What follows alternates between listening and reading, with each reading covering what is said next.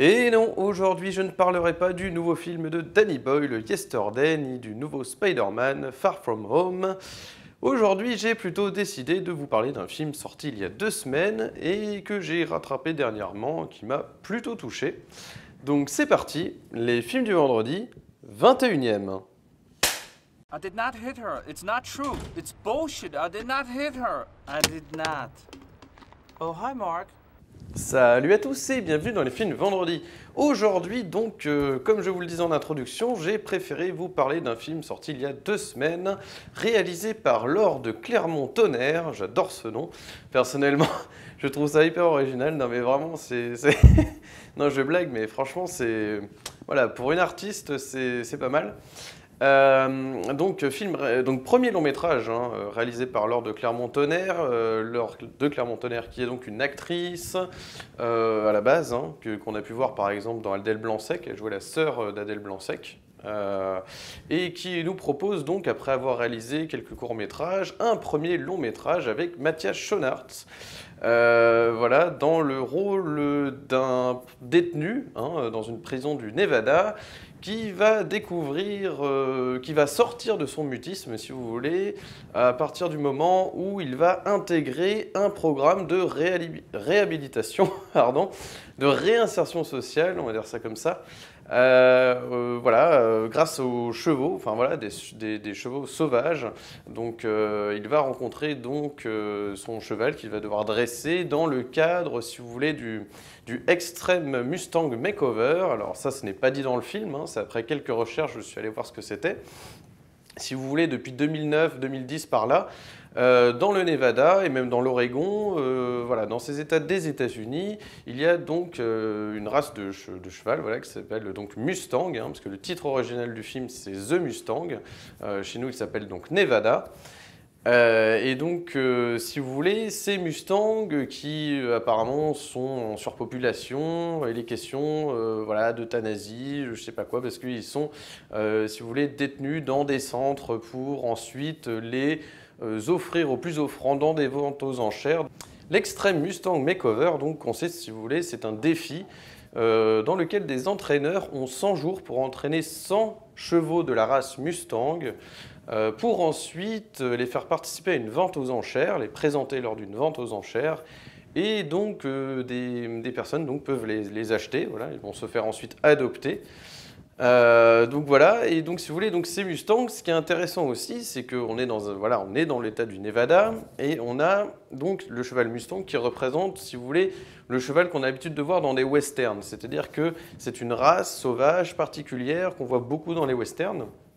Donc c'est ça qui est intéressant dans ce film, c'est de finalement avoir ce côté film sur l'univers carcéral et en même temps avec une esthétique un peu western, parce qu'on est, voilà, on est en plein désert, etc. C'est ça qui est fort dans le film, c'est qu'en même temps, voilà, il y a ce côté emprisonnement, enfermement, mais en même temps ouverture sur l'extérieur qui est vraiment bien rendu.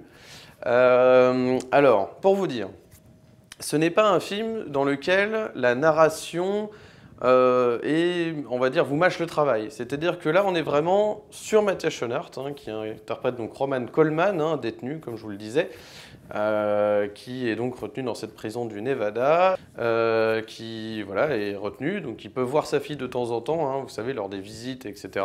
Mais voilà, sinon il est livré à lui-même, il est avec un compagnon de cellule qui est une vraie ordure, donc voilà, c'est des conditions très difficiles.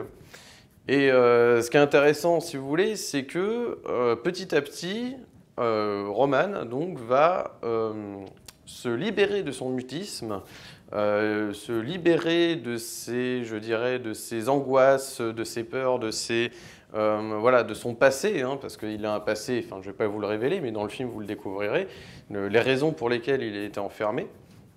Et donc justement pour libérer ses démons, voilà, c'est ça que je voulais dire, pour pouvoir se libérer de ses démons, il y a donc un programme de réhabilitation sociale dans lequel donc Roman va pouvoir entraîner un cheval, un Mustang, qu'il va appeler Marquis, Marquis, comme il le prononce comme ça en VO, qui du coup va créer une sorte d'amitié, il va se lier d'amitié avec ce cheval. Au début c'est pas gagné, c'est ça qui est intéressant, parce qu'on voit la colère de Roman lorsqu'il rencontre le cheval. Au début c'est pas évident parce que il est vraiment dans quelque chose de très colérique, de très nerveux, de très violent, ce qui vous permet de comprendre sans que, justement, sans que le film, sans que le récit vous appuie voilà, les raisons pour lesquelles Roman est détenu, retenu prisonnier voilà, dans cette prison.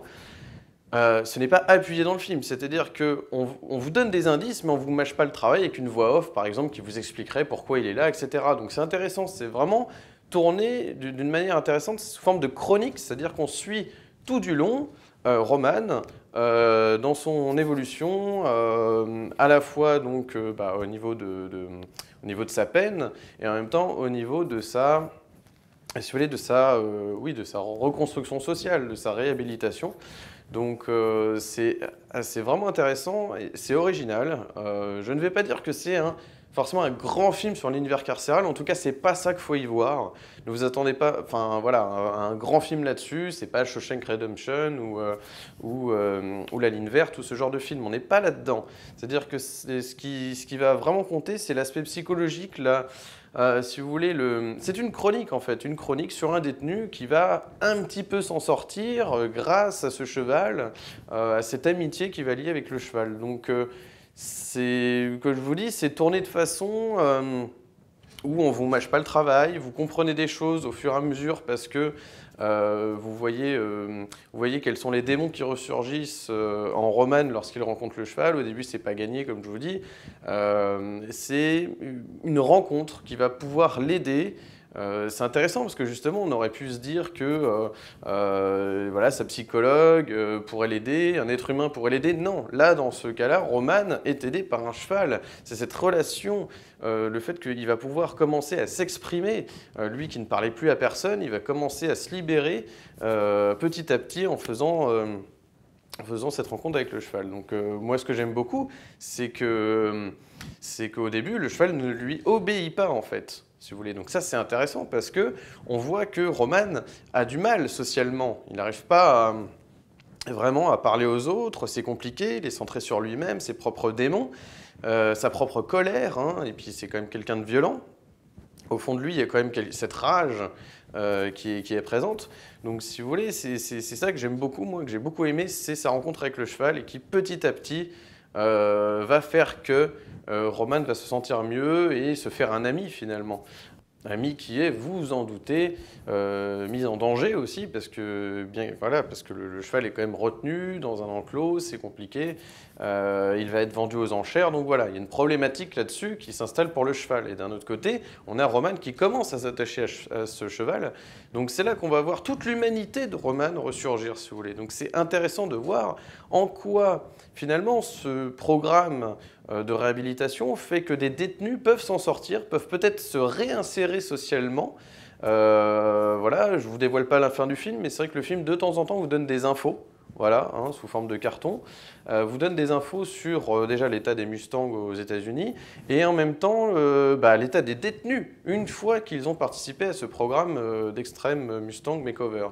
Et c'est un programme, moi, que je trouve assez intéressant parce que, même porteur d'espoir, si vous voulez. Je ne sais pas si tout le monde s'en sort avec ce procédé, mais je trouve que c'est une bonne chose de faire participer des détenus justement pour entraîner des chevaux. Ça les fait communiquer avec un animal, avec un être vivant quand même, mais qui est autre qu'un humain.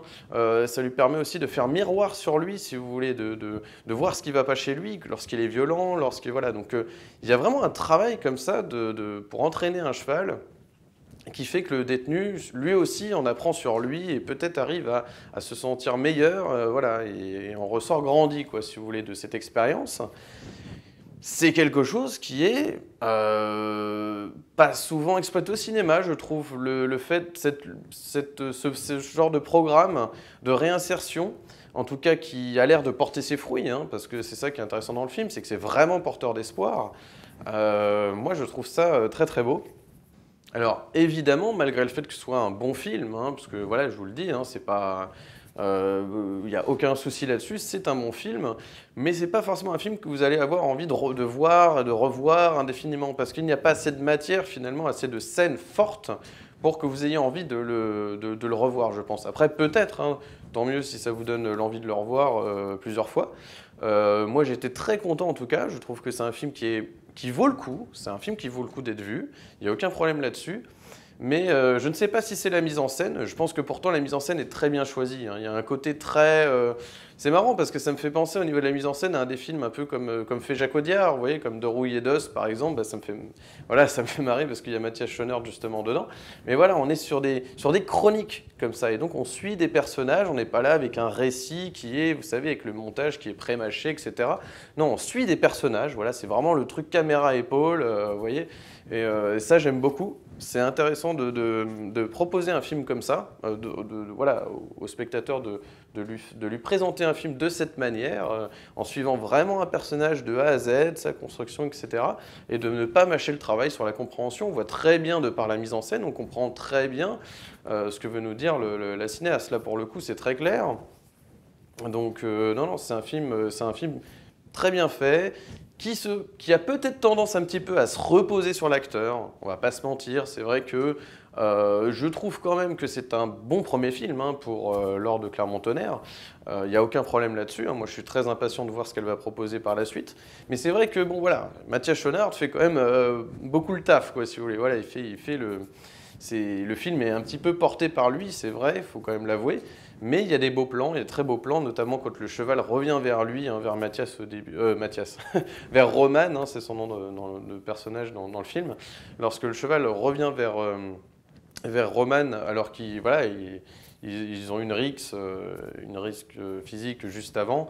Il y a des scènes très belles comme ça, voilà, quand ils apprennent à s'apprivoiser, si vous voulez, des deux côtés, hein, parce que le cheval aussi apprivoise son entraîneur, quelque part.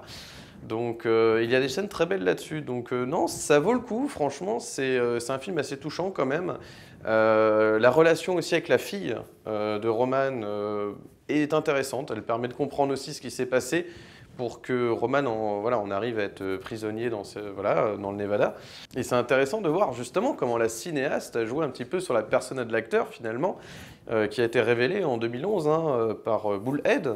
Où il incarnait justement un propriétaire de bétail, et de le voir justement au milieu de chevaux, là c'est intéressant. En tête, on se dit le film aurait pu s'appeler Horsehead, donc ça, voilà, c'est un petit peu rigolo. Mais non, c'est intéressant de voir justement comment elle a exploité ça. Et je trouve vraiment une humanité dans ce film qui fait vraiment du bien. Mais voilà, c'est pas un tire-larme. C'est ça qui est aussi intéressant finalement, c'est que le film voilà, c'est pas le genre de film, grand film hollywoodien si vous voulez, qui va vous en mettre plein la vue, plein les oreilles, avec justement une musique très forte, qui va vous déchirer, ça va être horrible. Enfin voilà, vous allez rentrer dans des émotions extraordinaires. Non, mais à la limite, c'est plus fort, justement. C'est un film assez... Déjà, c'est très réaliste. On est vraiment sur le personnage qui entraîne les chevaux, etc.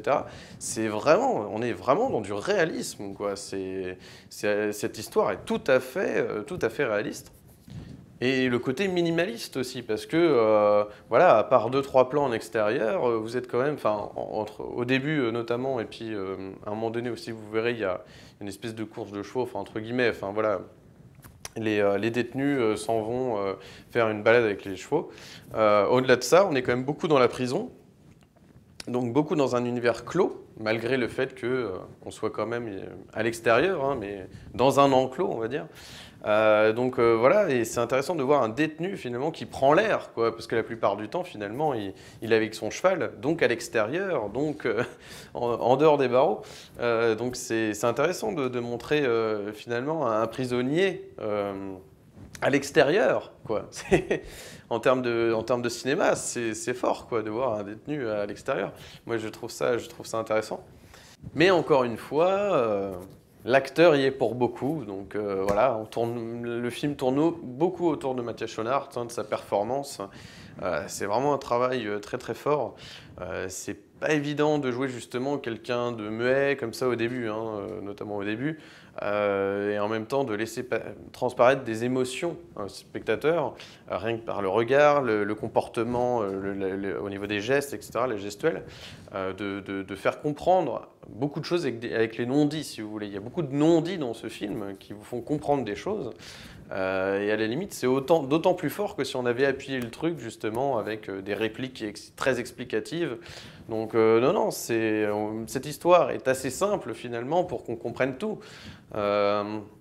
Alors peut-être qu'on pourrait regretter qu'il n'y ait pas d'autres sous-couches et qu'il y ait aussi une critique de l'Amérique, etc. C'est pas très appuyé tout ça, hein, voilà, on n'est pas là-dedans, mais en tout cas, voilà, l'histoire, la cinéaste, si vous voulez, s'en tient à son histoire, de A à Z, elle respecte son angle, comme je disais la semaine dernière par rapport à Toy Story 4, mais voilà, elle a son idée, elle traite son sujet, et voilà, et au moins on a... Voilà, on ne part pas dans tous les sens et on a voilà, le thème de, si vous voulez, de la réhabilitation sociale, le fait qu'un détenu, un être humain, a le droit de se soigner finalement, hein, de cette violence qui a pu s'emparer de lui à un moment donné de sa vie. Et si c'est par le cheval que ça passe, eh ben, c'est une très bonne chose, c'est très beau, c'est là qu'il y a une humanité, si vous voulez, une poésie dans le film. C'est cette relation homme-cheval, quoi. C'est un peu l'homme qui murmura à l'oreille des chevaux, si vous voulez, mais on est un peu dans ce truc-là, quoi. Et ça, je trouve ça très beau de réaliser justement un drame social, si vous voulez, voilà, avec une relation animale-homme. Donc je trouve ça assez intéressant. Voilà, écoutez, je ne vais pas faire plus long sur ce film, franchement, je vous le recommande, je trouve que c'est un film qui fait du bien, ça, voilà, c'est pas du feel good hein, total, puisque on est quand même sur quelque chose d'assez dramatique finalement, mais ça fait quand même du bien. Je trouve que de voir que justement des prisonniers peuvent peut-être s'en sortir avec ce genre de programme, voilà, écoutez, c'est peut-être mieux que de faire un tour en hôpital psychiatrique, donc je trouve ça intéressant. Et d'autant que le film, justement, voilà, est très caméra à épaule, très à suivre, si vous voulez, son personnage de A à Z. On est vraiment avec Roman pendant tout le film, quoi, et on croit vraiment à cette histoire. Hein. C'est quand même crédible, c'est vraiment crédible. Donc, non, je vous encourage à aller voir donc Nevada, même si je préfère son titre original, hein, qui s'appelle donc The Mustang, qui est quand même un peu mieux, mais enfin bon. Je vous encourage à aller voir Nevada au cinéma. Et donc, moi, je vous souhaite un excellent week-end et puis je vous dis à la semaine prochaine. La semaine prochaine, il s'agira du nouveau film de Luc Besson, Anna. Voilà, donc écoutez, il ne me reste plus qu'à vous dire bonne semaine à tous. N'hésitez pas à mettre un pouce bleu si vous avez aimé cette vidéo, de vous abonner, d'activer la cloche pour avoir tous mes contenus dès leur sortie. Il y a une série de sketchs qui va arriver, tout ça met du temps à organiser, ça va arriver sur ma chaîne. En attendant, les critiques, ça continue, donc la semaine prochaine, je vous dis, donc ça portera sur le nouveau film de Luc Besson, Anna, qui sera suivi la semaine d'après, j'ai oublié, je vous le redirai d'ici là. Et ensuite, je vous annoncerai que je ferai un break justement entre le 20 juillet et le 10 août. Donc ensuite, les critiques reprendront le 14, enfin du coup le 16, le vendredi 16. Et il s'agira de Once Upon a Time in Hollywood, le nouveau film de Tarantino. Ça, ce sera pour la reprise, mais en attendant, la semaine prochaine, donc la critique d'Anna de Luc Besson. Écoutez, encore une fois, je vous souhaite un excellent week-end, profitez du soleil, et n'oubliez pas, prenez les films pour ce qu'ils sont. Allez, ciao!